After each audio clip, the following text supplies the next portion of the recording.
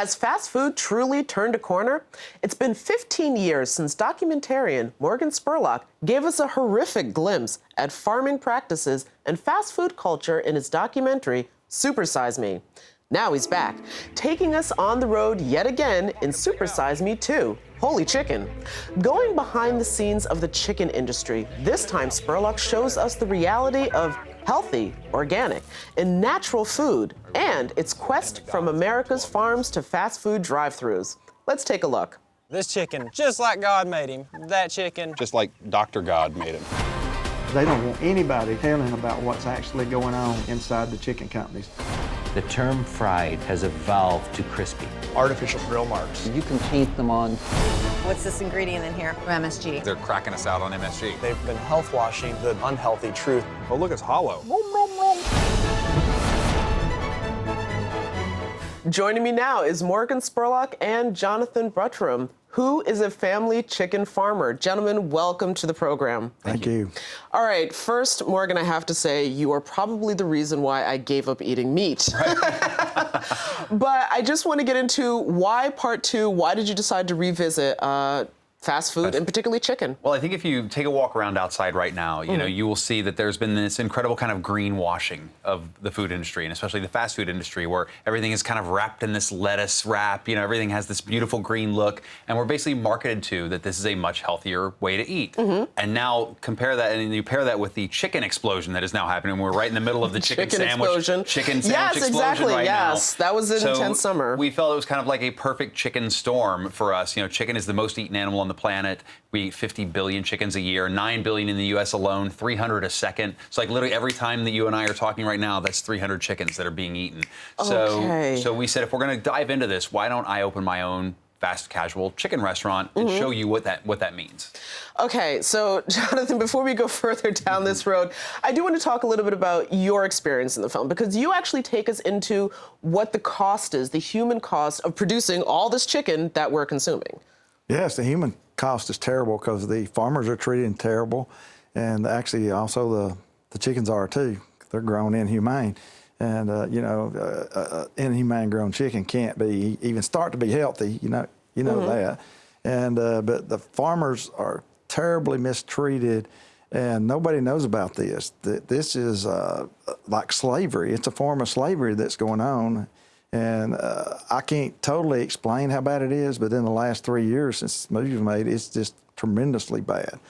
Suicide, and most farmers now are on antidepressants and all this sort of stuff because their thumb of these integrators are continually on top of them and threatening them with their livelihoods. Hey, we'll cut you out of chickens, you'll lose your farm, you'll lose your wife, you'll lose everything.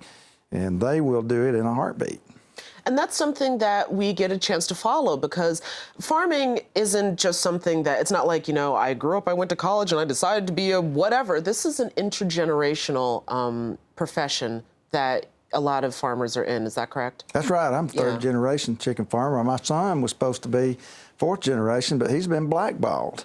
And since the movie was made, the company my wife grew with stopped placement of birds there because she wouldn't tell them what I was doing with Morgan Spurlock. Yeah, so the company retaliated basically against her just because Jonathan was doing interviews and kind of consulting with us on the film. Their son Zach was growing our chickens, so basically their whole family has been blackballed by the industry simply for speaking out. For speaking out, and then of course participating in your film. Correct. How much of this is also just about the overall food processing, industry that we live in right now? Monopoly that we live in. Yeah, I mean, a lot of it is about that. I mean, we live in a world where finding independently grown chicken and raised chicken is almost impossible to find. Like, for us to find the birds just to raise on my chicken farm you see in the film took us forever to find this one little hatchery that we could buy enough birds from to raise on the farm. And as an individual, if you want to go out and buy a chicken just from a chicken farmer or buy the healthiest chicken you can, it's very, very hard. In New York City, we can go to a farmer's market and find a farmer who comes down from upstate. In Alabama, Jonathan can drive right down the farm to find a local chicken grower.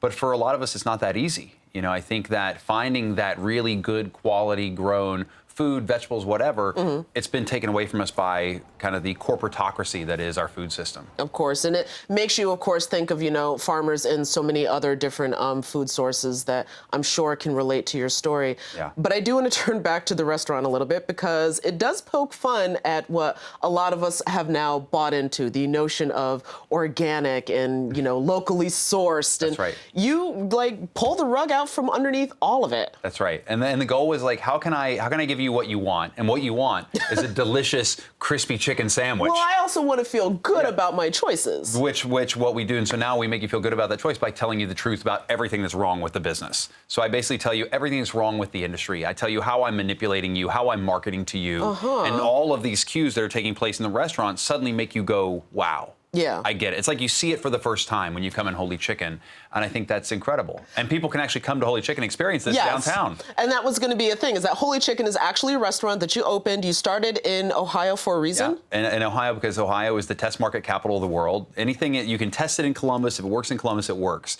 Because it's a multicultural city, it's a multi-ethnic city, it's a multi-generational city, it's economically diverse, they have public transportation, so they can try it in this one little pocket, and if it works there, it will work in most places in America.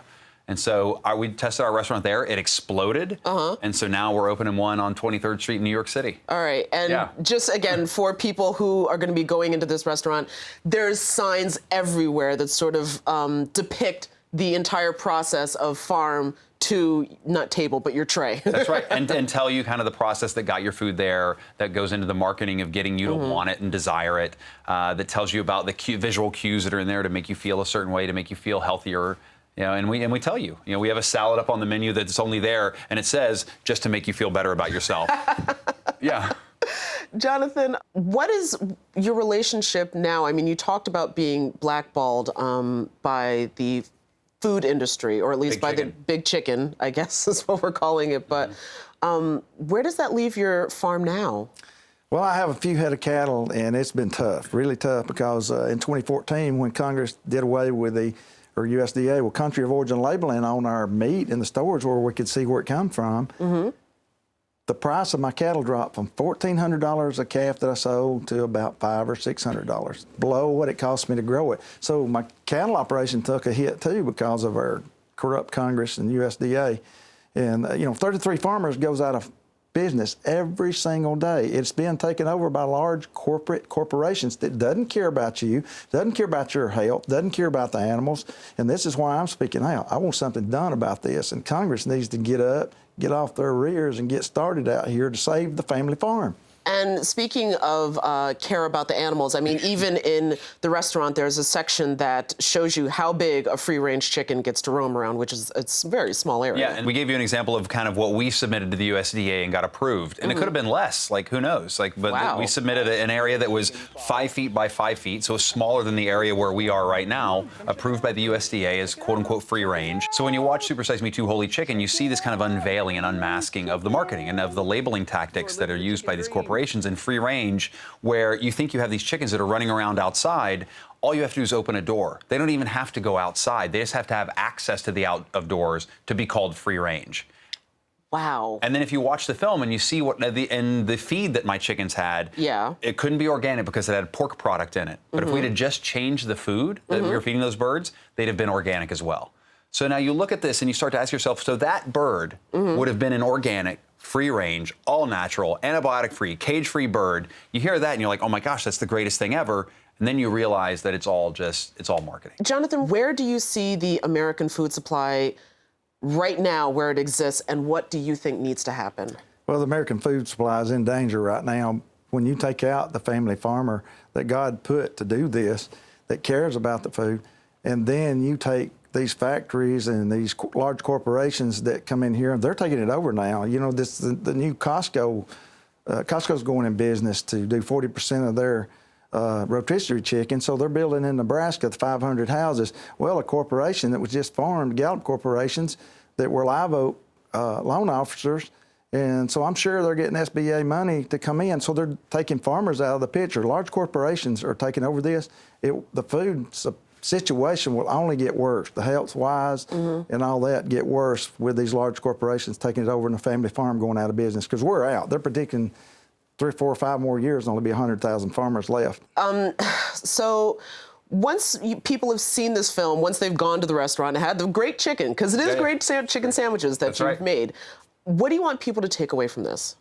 I mean, I think there's a few things. One is I think that the film and the experience in the restaurant gives you a great idea of understanding the power you have. And the power you have is where you spend your money. You know, and we tell you when you leave the restaurant, you know, we tell you, hope we don't see you soon. You know, we actually have that on the door. You know, the nutritionists and doctors say you should only eat this food about once a month, but the sandwich is so good, you'll probably be back. But we want people to understand that you have the power to choose. You have the power to choose where you spend it for what you eat. You have the power to choose of who you support and where you get that food. And the more that we can, one, not only educate, but really bring that power back to people's, you know, understanding, the more we can make an economic impact. And I think that our goal with Holy Chicken, you know, is how many more farmers could we do with Jonathan, where now we have a farmer that's growing for 1, 2, 3 specific locations. Then you go to another town, you do it there. So suddenly you're creating a system outside of the system where independent chicken growers and chicken farmers can live and work, make a living, support their families, support a community. Jonathan, you also mentioned the role that Washington is or perhaps is not playing in all of this, and we did see you make an attempt to invite one of the